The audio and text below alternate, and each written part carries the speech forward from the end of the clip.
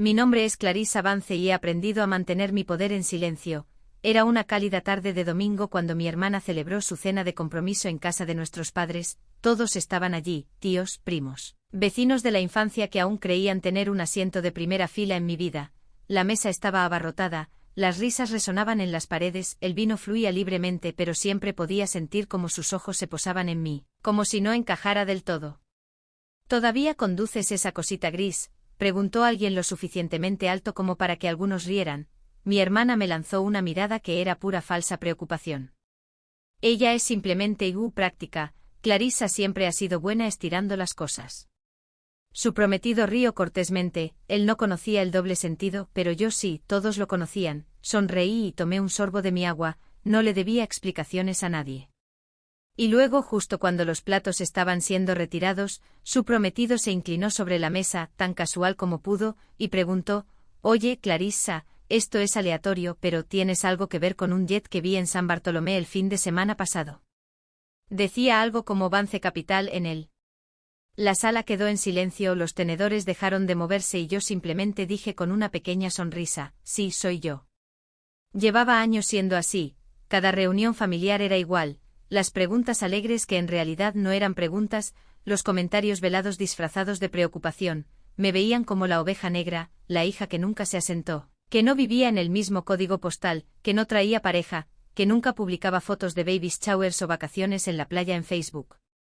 Al principio me esforcé más, enviaba regalos, recordaba cumpleaños, me ofrecía a pagar la cena a veces, pensando que quizás eso cambiaría el tono, pero de alguna manera solo empeoró las cosas. Un año me ofrecía a ayudar con la matrícula escolar de mi sobrina. Mi hermana les dijo a todos que yo estaba tratando de comprar su aprobación. Después de eso dejé de ofrecerme, me mudé a Seattle cuando tenía 22 años y rara vez miré hacia atrás. Ellos lo llamaban huir, yo lo llamaba respirar. Durante los primeros años tuve dificultades, salté de un trabajo a otro, alquilé una habitación en un sótano sin ventanas y comí mucho arroz y huevos, comencé un proyecto paralelo. Solo una herramienta de software simple para que los mensajeros independientes gestionaran mejor las entregas. Al principio ni siquiera tenía un nombre, codificaba por la noche, trabajaba en atención al cliente durante el día y me agoté más de una vez. Pero 3 años después, una empresa de logística en Singapur encontró el producto, se puso en contacto y me preguntó si alguna vez había considerado escalarlo. No lo había hecho, pero lo hice, con un poco de ayuda y mucha cafeína, lo desarrollé. La empresa creció. Llegó una ronda de financiación inicial, luego una serie A. Cuando cumplí 35 años, tenía un personal completo, una sede, clientes internacionales y una cláusula de confidencialidad en una venta que me dio más dinero del que mis padres jamás habrían soñado. Conservé el coche viejo, no necesitaba uno nuevo. Me gustaba lo discretas que mantenía las cosas. Pero para mi familia nada de eso importaba, todo lo que veían era de lo que no hablaba, no usaba marcas de lujo, no me jactaba, no explicaba a dónde volaba cuando salía de la ciudad de vacaciones y así, llenaron los vacíos con lo que querían creer. Siempre ha sido independiente, decía mi madre en las cenas con una sonrisa forzada, no quería un marido ni un hogar. Mi tía una vez se inclinó durante el Día de Acción de Gracias y susurró: «Al menos tu hermana resultó normal». Al principio me dolía, luego me divertía, y ahora era solo una pared de estática que ignoraba por completo. Pensaban que era pobre porque no alardeaba de riqueza como ellos la entendían, porque no necesitaba su aprobación para sentirme exitosa, porque no suplicaba un asiento en una mesa que habían construido sobre cimientos superficiales. Aún así me presenté esa noche no por ellos, sino por mí, tenía mis razones, y ver sus rostros congelarse al mencionar ese jet nunca fue parte del plan, pero no mentiré, fue satisfactorio. Hubo un tiempo en que pensé que podía ganarme de nuevo su buena voluntad. Solía creer que el amor, al menos en las familias, podía negociarse, que si trabajaba lo suficiente, daba lo suficiente, me demostraba lo suficiente, me mirarían de manera diferente. Tal vez incluso me verían. Cuando tenía 28 años terminé en el hospital con un apéndice roto que se volvió séptico. Estuve semanas en recuperación, ni una llamada telefónica, ni una tarjeta. Mi compañero de piso en ese momento, un chico que apenas conocía de Craigslist, me trajo sopa y me ayudó a ducharme. Mi propia madre ni siquiera sabía que casi muero, o tal vez lo sabía y pensó que no era su problema. Esa fue la última vez que esperé algo de ellos. dejé de enviar mensajes de texto de vacaciones, dejé pasar los cumpleaños, me alejé lentamente, tan silenciosamente que apenas lo notaron. O tal vez sí lo hicieron y simplemente estaban demasiado orgullosos para decir algo. Pero excluirlos emocionalmente no significaba cortar el contacto por completo, todavía me presentaba a los grandes eventos, todavía traía regalos considerados. Todavía desempeñaba el papel de hermana mayor excéntrica porque era más fácil que explicar porque mantenía mi distancia, y porque una parte de mí todavía esperaba, a pesar de todo, que algo cambiara. Que tal vez un día me preguntaran en qué estaba trabajando con genuina curiosidad, que me vieran no como un cuento con moraleja, sino como alguien que forjó su propio camino y sobrevivió. Nunca sucedió. Cuando mi negocio despegó no se lo dije, ni cuando contraté a mi primer empleado, ni cuando alcanzamos los $2 millones en ingresos recurrentes, ni siquiera cuando firmé el acuerdo de adquisición que me pagó lo suficiente para jubilarme 2 veces. ¿Qué sentido habría tenido? No me habrían creído, o peor aún, habrían encontrado una manera de tergiversarlo. Mi madre habría dicho que estaba presumiendo, mi hermana habría dicho a la gente que me lo estaba inventando todo. Aprendí a mantener mis victorias en privado, invertí el dinero en una nueva empresa, una que no nombré en mi honor a propósito, algo sostenible, algo que me permitiera crear empleos. Me mantuve fuera del centro de atención. Volaba en clase turista incluso cuando no tenía que hacerlo, mi equipo sabía quién era yo, mis socios me respetaban, eso era suficiente. Pero no fue solo el dinero lo que cambió, fui yo, ya no necesitaba convencer a nadie de mi valor, no cargaba con el dolor de no ser invitada al círculo íntimo, había construido mi propia mesa, silenciosamente, constantemente, pieza por pieza. Aún así, había cierta ironía en el hecho de que, después de todos los años que había pasado encogiéndome para evitar el juicio, la verdad estaba a punto de caerles en el regazo durante el postre, entregada no por mí, sino por el hombre con el que mi hermana estaba a punto de casarse. Y sabía, simplemente sabía, que ella lo odiaría porque en su mundo solo había espacio para una historia de éxito, y ella ya había reclamado ese título, completo con el anillo de diamantes, la luna de miel planeada, el juego de equipaje a juego que no paraba de mostrar en Instagram. No vine esa noche para interrumpir nada, de verdad que no, pero cuando la vida te presenta un momento así, no te inmutas, sostienes tu copa con firmeza, sonríes y dejas que la verdad repose allí sobre la mesa, brillante e innegable. La velada había sido preparada para ser perfecta, luces blancas parpadeaban a lo largo de la valla del jardín trasero, la larga mesa del comedor estaba vestida con mantelería azul marino y cubiertos dorados. Elegante, había dicho mi hermana con una sonrisa que no le llegaba a los ojos, se había contratado un chef privado, los camareros de negro se movían como sombras entre los platos y un suave jazz flotaba desde altavoces escondidos. Era su momento y lo había curado al detalle. Llegué 20 minutos tarde a propósito, no para armar un escándalo, solo lo suficiente para evitar las sonrisas forzadas y la conversación trivial obligatoria. Estacioné a una cuadra. Caminé el último tramo con tacones que no pertenecían a ninguna marca y me deslicé por la puerta lateral con toda la confianza de alguien acostumbrado a ser subestimado. Mamá me recibió en las puertas del patio, su voz empalagosa: Clarissa, no estábamos seguras de que aparecieras, lo cual era un código para esperábamos que no lo hicieras. Mi hermana se acercó flotando segundos después, vestida como una sesión de fotos de compromiso andante, seda color champán, un anillo brillante y ese mismo brillo familiar en sus ojos cuando me vio. «¿Te ves cómoda?», dijo escaneando mi vestido ceñido negro con una sonrisa apretada. «Siempre has tenido un gusto tan simple, práctico, frugal». Cada palabra que usaba para describirme era un eufemismo para pequeña. Simplemente sonreí. «También me alegra verte». La mesa ya estaba llena de charla. Felicitaciones para mi sobrina que había conseguido una pasantía en una empresa de relaciones públicas, elogios para el novio de mi prima que había sido ascendido en Chase. Asentí cuando la gente me miró, pero nadie preguntó qué había estado haciendo, nadie lo hizo nunca. Se había decidido hacía mucho tiempo que yo no era parte de la narrativa de éxito, yo era la excéntrica, la loba solitaria, la mujer que eligió la libertad porque claramente no podía conseguir un marido. Tomé un sorbo de mi agua y los dejé hablar por encima de mí. A veces eso era más fácil que intentar nadar contracorriente. Para el tercer plato los comentarios comenzaron a cambiar. El tío Jeff se inclinó y rió. ¿Todavía conduces ese viejo Honda? Juro que esa cosa tiene más millas que el cortacésped de tu padre. Risas, no crueles, solo familiares, cómodas en su condescendencia. Alguien más añadió: a Clarissa siempre le encantaron las ofertas. ¿Recuerdan esos regalos de Navidad de IY? ¿Quién hace jabón de manos desde cero? Honestamente, intervino mi hermana con un suspiro teatral. Ella se mantuvo tan arraigada, ya sabes, nunca dejó que la presión del éxito la afectara, se volvió hacia su prometido, nunca le importaron mucho las apariencias. La miré al otro lado de la mesa, a través de esa sonrisa perfecta. Ella estaba tratando de impresionarlo rebajándome, y él estaba siguiendo el juego, o eso pensé. Luego se volvió hacia mí con una curiosa inclinación de cabeza. Espera, ¿Clarissa Vance? Su ceño se frunció ligeramente. ¿Vance Capital? Mi hermana parpadeó. Vi tu nombre en un jet el fin de semana pasado, continuó.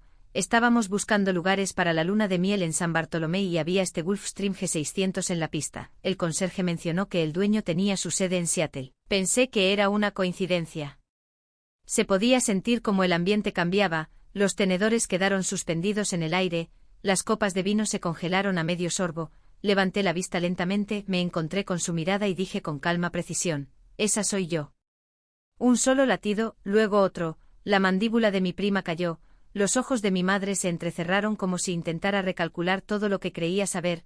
Mi hermana palideció, visiblemente pálida, y su prometido simplemente parpadeó, con los labios entreabiertos como para decir más, pero sin encontrar las palabras. Finalmente logró: espera, ¿eres tú quien cerró ese trato con Eastern Freight el año pasado? ¿Fue una fusión enorme? No respondí, no necesitaba hacerlo. La verdad ya resonaba más fuerte que cualquier cosa que pudiera decir. Mi hermana rió torpemente. Está bromeando. Luego más bajo, ¿verdad? Me levanté lentamente con la servilleta doblada y colocada prolijamente en el plato. En realidad, tengo un vuelo temprano, debería irme. Pero el postre aún no ha salido, dijo mi madre demasiado rápido. Lo sé. Pude sentir cada mirada sobre mí mientras caminaba alrededor de la mesa, gente que había pasado años sin preguntar, sin escuchar, de repente desesperada por reencuadrarme en un nuevo contexto, pero yo no estaba allí para ayudarlos a ponerse al día. Al llegar a la puerta, oí a alguien susurrar: ella tiene un jet. Nadie me siguió y no miré hacia atrás. La caminata hasta mi coche se sintió más larga de lo habitual. Quizás era el silencio que aún flotaba detrás de mí como humo, quizás era la repentina ligereza en mi pecho, como si acabara de soltar algo pesado por última vez. Me deslicé en el asiento del conductor, cerré la puerta y me senté allí por un momento con las manos en el volante, mirando al frente. Las luces del porche aún brillaban detrás de mí, dentro de esa casa. Mi hermana probablemente estaba tratando de tejer una nueva narrativa, una que lo explicara todo. Quizás yo había ganado la lotería, quizás era una socia silenciosa, quizás todo era exagerado. Cualquier cosa que le permitiera seguir siendo el personaje principal en la historia familiar. Pero esta vez la historia había cambiado y ella no era quien sostenía la pluma. La verdad era que no me importaba si lo creían o no, ya no buscaba validación, pero impactó de manera diferente porque no había venido de mí, había venido de alguien a quien querían creer, alguien a quien respetaban, alguien a quien todavía intentaban impresionar. Eso de alguna manera lo hizo real de una forma que yo nunca podría. Por una vez tuvieron que enfrentarse a quien realmente era, no a quien habían decidido que siempre sería. No necesitaba el momento, no lo había planeado, pero llegó como una marea, constante e imparable. Conduje a casa en silencio, las ventanas bajadas, el aire nocturno fresco contra mi rostro. Había una libertad en no necesitar explicarse, una paz en ya no encogerse para encajar en una habitación que nunca fue construida para ti en primer lugar. Más tarde esa noche, alrededor de la medianoche, recibí un mensaje. Era del prometido de mi hermana. Perdón si fue incómodo esta noche, no quise ponerte en aprietos, solo respeto mucho lo que has hecho. Miré la pantalla durante mucho tiempo antes de responder. Gracias, estoy acostumbrada a lo incómodo. Eso fue solo claridad. Lo leyó al instante, lo dejó con un pulgar arriba, eso fue suficiente. Me acosté en la cama, el techo sobre mí un lienzo silencioso. Los recuerdos se pintaban solos sin permiso. Pensé en tener 12 años, sentada en los escalones del porche trasero mientras mi hermana abría regalos adentro para su fiesta de cumpleaños. Una a la que no me permitieron asistir porque era solo para sus amigos. Había ayudado a mamá a hacer el pastel, pero nadie me guardó un trozo. Pensé en una noche de baile de graduación, mirando desde la ventana mientras mi prima tomaba fotos en él. Patio delantero, riendo con nuestros parientes. No había sido invitada, nadie preguntó si tenía un vestido. Pensé en mi padre, ya fallecido, que solía despeinarme el pelo y decir: ella es la práctica, la otra es la bonita. Pequeñas palabras, pequeños cortes a lo largo de los años, hasta que sangras de lugares que nadie ve. A la mañana siguiente recibí un mensaje de texto de mi madre, corto, conciso: ¿por qué nunca nos contaste sobre tu negocio? No respondí no por despecho sino porque esa pregunta no era realmente sobre curiosidad, era sobre control, era sobre reescribir la historia para que no tuvieran que admitir cuán fácilmente me habían ignorado todos esos años. Mi silencio fue la única respuesta honesta. Al mediodía una prima con la que no había hablado en más de un año me envió un mensaje alegre sobre tomar un café y ponernos al día, luego otro, de repente yo era interesante, de repente tenía valor. Pero había esperado demasiado por esas invitaciones, ya no significaban nada, no se trataba de conocerme, se trataba de la proximidad a una historia que había cambiado de forma, rechacé cortésmente cada vez, sin enojo, solo claridad. 2 días después mi asistente confirmó que el jet de San Bartolomé había sido preparado para un nuevo charter, reservé un asiento de última hora en él, no porque quisiera escapar, sino porque me había ganado el derecho a dejar las cosas atrás. Me senté en la cabina, con un vaso de agua mineral en la mano, mirando la interminable extensión del océano. El sol golpeó el ala justo a tiempo, una línea limpia de luz cortando las nubes, y sonreí, no porque volara en privado, sino porque volaba libre. No todo necesita ser una confrontación, a veces el movimiento más poderoso es no explicarse, es alejarse del escenario a mitad de la actuación y dejar que la audiencia se quede con su silencio. Durante años pensé que mi único valor venía de demostrarles que estaban equivocados, ahora lo sé mejor, mi valor no se basa en su reconocimiento, nunca lo estuvo, vive en cada línea de código que escribí en un apartamento oscuro cuando nadie creía en mí, vive en cada equipo que construí, cada decisión que tomé, cada riesgo que asumí cuando el fracaso parecía la única certeza, vive en cómo elegí no amargarme incluso cuando me dieron todas las razones para hacerlo, vive en la quietud, en la calma. En mí. Solía pensar que el cierre significaba tener la última palabra, que quizás si me explicaba lo suficientemente bien, si exponía todos los hechos, finalmente me verían, entenderían. Pero el cierre no siempre es ruidoso, a veces es un tranquilo viaje en avión lejos de personas que nunca miraron más allá de la historia que escribieron para ti, es el sonido de la puerta cerrándose detrás de ti, no de golpe, no dramático, solo final, limpio.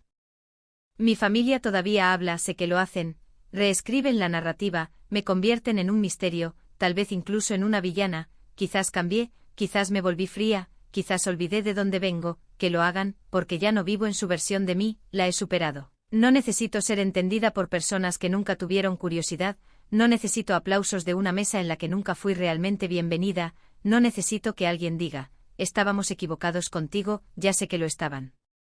Lo que necesitaba, lo que tanto luché por encontrar, era paz, y la encontré en el momento en que dejé de intentar encogerme en algo que pudieran reconocer.